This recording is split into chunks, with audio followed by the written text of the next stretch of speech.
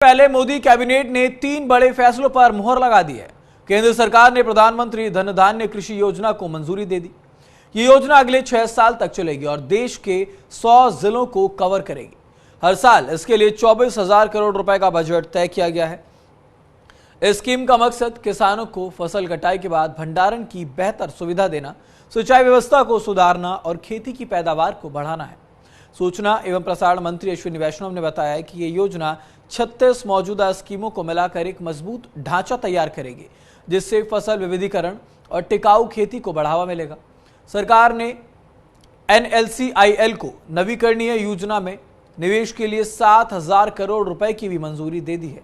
इसके अलावा कैबिनेट के अंदर NTPC को नवीकरणीय ऊर्जा में निवेश के लिए 20,000 करोड़ रुपए की मंजूरी देने पर भी अपनी मुहर लगा दी गई। इसके साथ ही केंद्रीय मंत्रिमंडल ने सुभांशु शुक्ला की अंतरिक्ष यात्रा पर भी एक प्रस्ताव पारित किया। केंद्रीय मंत्री अश्विनी वैष्णव ने इसकी जानकारी देते हुए बताया कि यह स्पेस की दिशा में हमारी बहुत बड़ी उपलब्धि है।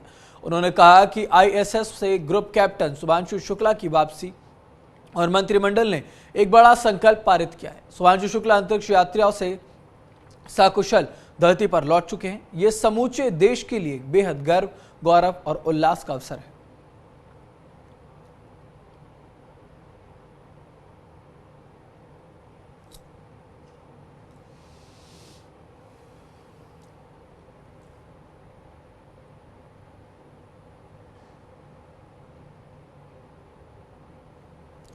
तो कल मोदी कैबिनेट की अहम बैठक हुई थी, जिसमें 3 बड़े फैसलों पर मुहर लगाई गई है।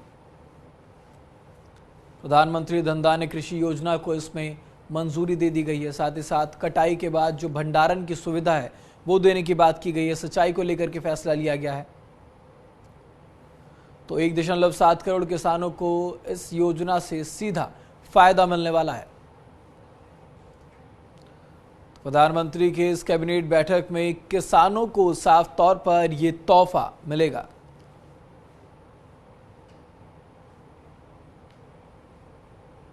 हम सब जानते हैं प्रधानमंत्री जी का जो कमिटमेंट है रिन्यूएबल एनर्जी की तरफ, ग्रीन एनर्जी की तरफ, वो कमिटमेंट दुनिया भर में सराहा गया है।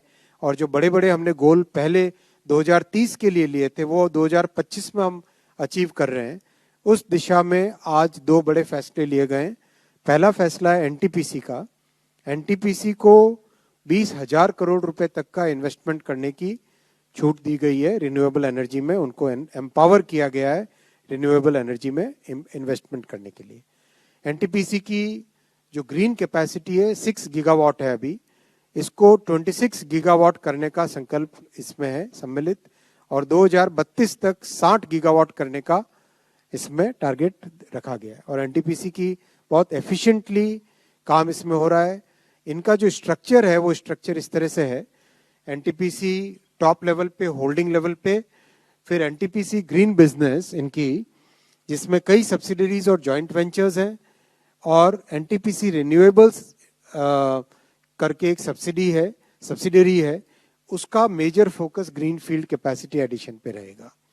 तो ये एक बहुत बड़ा महत्वपूर्ण फैसला है देश में ग्रीन एनर्जी को बढ़ाने के लिए।